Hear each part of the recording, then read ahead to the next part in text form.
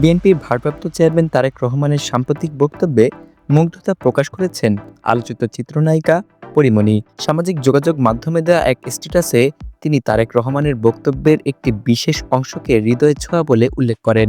দীর্ঘ ১৭ বছর পর দেশে ফিরে সৃষ্টিকর্তার প্রতি কৃতজ্ঞতা প্রকাশ করেন তারেক রহমান।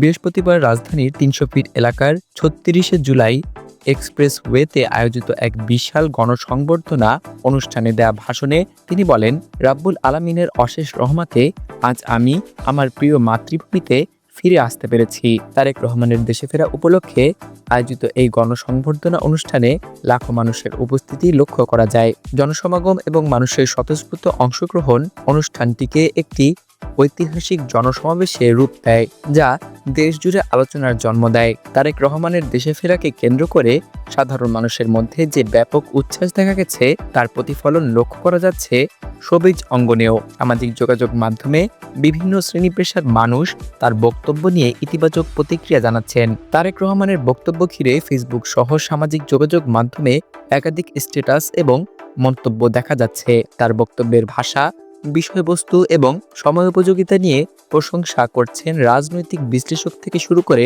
সাংস্কৃতিক অঙ্গনের ব্যক্তিরাও। এই আলোচনার ধারাবাহিকতায় আলোচিত চিত্রনায়িকা পরীমণিও তার প্রতিক্রিয়া জানান।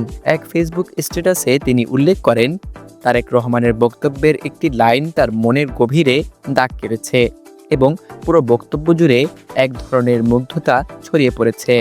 পরীমণি তার স্ট্যাটাসে লেখেন, আজ এ দেশের মানুষ চায়। এই কথাটি যখন তারেক রহমান বললেন তখন তা একদম শিরদাঁড়ায় এসে বিঁধল। চারদিকে কি যে এক মুগ্ধতা ছড়িয়ে পড়ল, শান্তি নেমে আসুক সবার জীবনে, আর কিছু চাওয়ার নেই। তার এই মন্তব্য সামাজিক যোগাযোগ মাধ্যমে দ্রুত ছড়িয়ে পড়ে। সব মিলিয়ে তারেক রহমানের দেশে ফেরা এবং দেয়া বক্তব্য ঘিরে তৈরি হওয়া আলোচনা এখনও চলমান।